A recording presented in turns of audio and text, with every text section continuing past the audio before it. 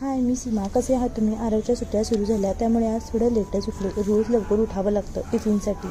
रोज भाजी भाकरीच असते. मग म्हटलं आज थोडं काहीतरी वेगळा नाश्ता बनवू. बटाटे उकडवून घेतले आणि पीठ मळायला घेतलं. पिठामध्ये मीठ, ओवा टाकला, मिक्स करून घेतलं. थोडं थोडं पाणी टाकून मळून घेतलं आणि बटाटे पण उकडून घेतले, सालं काढून घेतली आणि मॅश करायला घेतले.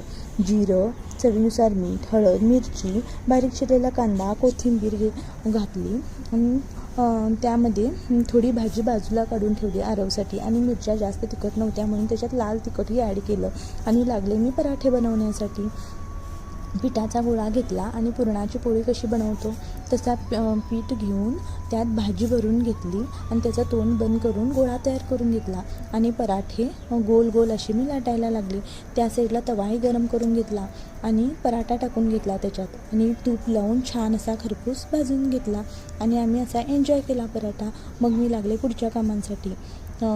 गॅस फार घाण झाला होता, मग तोही क्लीन करून घेतला. तुम्ही बघू शकता बिफोर आणि आफ्टर लुक. मग नंतर मी फ्रीजही क्लीन करायला घेतला.